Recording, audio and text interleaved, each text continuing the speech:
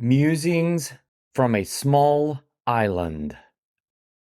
Everything Under the Sun by Sol Luckman.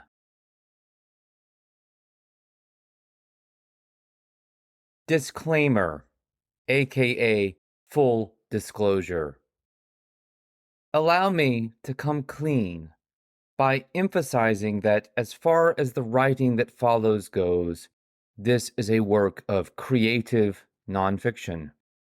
This means that I've been, well, creative with some of my facts, transposing, conflating, altering, and omitting various elements for storytelling purposes, using artistic license in some of my descriptions, employing pseudonyms liberally to protect the innocent as well as the guilty, and being more than willing on more than one occasion to reinterpret reality to fit my narrative. This is merely what all writers do, whether they're willing to admit it or not. But rest assured that what follows is a more or less accurate memoir from a memorable period of my life spent in a place I love, even though I've since moved along to a new small island. Dedication. To my muse, you know who you are. Epigraph. Surf too low, and there's nowhere to go but down. Surf too high, and you risk being thrown to the sky. The true path is straight and narrow down the eye of the barrel. Yours truly. 2019. Preamble. Art addiction. I'm a relatively small man, living with my small family in a small condo in a small corner of a small island. But I often think big thoughts. I even have a fancy word for them, musings. These are my musings, both written and painted. May they amuse. My name is Sol Luckman, and I'm an artist. If this sounds like an introduction to a 12-step program for recovering cultural creatives, maybe it should. Kicking an art addiction is a heck of a lot harder than going sober.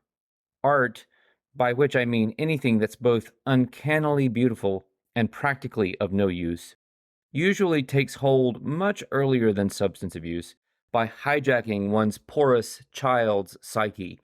From here, as the sci-fi saying goes, resistance is futile. You can rehab all you want, but for true creative junkies, art only relinquishes control of your life with death, and sometimes not even then, considering that ultimate artification of life known as posthumous fame. In my case, art set up shop in my heart when I was barely out of diapers. I don't recall consciously inviting it to do so, and I've spent the rest of my life dealing with the fallout: poverty, restlessness, dissatisfaction, alienation, obsession. I was sleeping over at my grandparents' house when I was literally woken up by the sound of art calling. That's how I interpret the event in retrospect, because of the deep and indelible impression it made on me. Actually, I woke up to the noise of what I initially thought was a baby whimpering. I assumed it was my newborn sister crying to be fed, until, sleepily coming to my senses, I realized she was at home with our parents. Besides, the noise, an insistent "hoo, hoo, hoo" that kept repeating at intervals, was coming from outside the slightly open window. I realized as I became aware that I was alone in the bed I usually shared with Granddad. I found him in his saggy briefs at the sliding door in the living room with Grandma in her silk nightgown. For some reason that had to be momentous, the two had convened there from separate bedrooms in the middle of the night. The sliding door was open with its semi-sheer curtains gently shifting.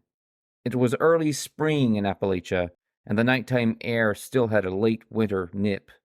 Hoo, hoo, hoo. The mysterious call came again as I approached shivering, despite my pajamas. Granddad must have heard my teeth chattering, because, turning, he scooped me up in his arms and held me so I could see out into the backyard, illuminated by a lopsided moon above the pines. I had no idea what time it was. It could have been midnight or just before dawn. Another minute passed, and then the sound came again. Hoo, hoo, hoo. Then I saw it, no less alabaster than the moon, sitting on a post of the clothesline beside a little strawberry patch, next to which Granddad had been teaching me to throw a knuckleball, was a perfectly still, indescribably beautiful great horned owl, an albino. It seemed to coalesce into focus through a fisheye lens, like a super slow-motion scene in an experimental movie. The time it took me to make visual sense out of what I was witnessing was perhaps a minute.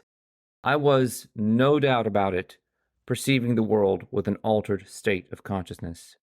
Beneath its white horns, which I later learned were just tufts of groovy feathers, the owl's dark pupils encircled by bright yellow corneas seemed to stare into me like those of someone who knew me from birth. Cocking its head searchingly, the owl gave another call. The creature struck my hyper-aware self more as a person than an animal, someone with an important message for me. The moment was both intensely captivating and extremely odd. I only began to understand this weird dynamic that equally applies to the art I like decades after the fact, when I discovered the writings of the Russian modernist philosopher Viktor Shklovsky, who proposed that what characterizes genuine art is estrangement. The purpose of art is to impart the sensation of things as they are perceived and not as they are known, he wrote in terms most obviously relative to visual art, but that apply to any genre. The technique of art is to make objects unfamiliar, to make forms difficult, to increase the difficulty and length of perception, because the process of perception is an aesthetic end in itself and must be prolonged. Seeing that huge albino owl under the moon was my first experience of estrangement, and, I suppose, of genuine art. When my perception finally put the pieces of what I was seeing together, so overwhelmed was I by the otherworldly loveliness of the tableau, I uttered a cry. That cry was like a rock shattering a reflection in a pristine mountain lake. It instantly spooked the owl, which flapped its wide wings and rose up eerily, a feathered ghost sailing across the moon and over the hillside. The memory of the owl has always stuck with me, and, with a little interpretive help from Shklovsky, guided my own efforts at creating artistic works, both literary and painterly, that might be called strange attractors. When the going gets weird, wrote Hunter S. Thompson in the supreme prose monument to estrangement, Fear and Loathing in Las Vegas, the weird turn pro. Well, the going's definitely weird, and I turned pro years ago. If you're not at least a little weird yourself, there's a good chance you won't be attracted to my work. I recommend that you stick to realism and stay lobotomized in your normative existence by inundating yourself with lots of evening news and crime dramas. But if you're among the chosen few, meaning you're a bit strange yourself, we're at least distantly related. Maybe you'll experience some meaningful estrangement yourself while reading this text and viewing the accompanying images. Having been woken up to my artistic calling by an owl calling me, I soon began writing and doodling obsessively. By the time I graduated from college, art had become a full-blown addiction. 3 decades later, I'm still hooked. These days, living within the sandy shores of the small island that inspired this work, if I'm recovering from anything, I'm recovering from trying to recover from anything. Having tried my hand at denial, I've given myself over to art, writing and painting as much as my real-world responsibilities permit. I'm a lost cause, I know, but you can help. Do support my art habit by recommending and reviewing this book so that other weirdos who might enjoy it can find it. And please consider investing in one of my paintings. You never know, my art could be worth something someday.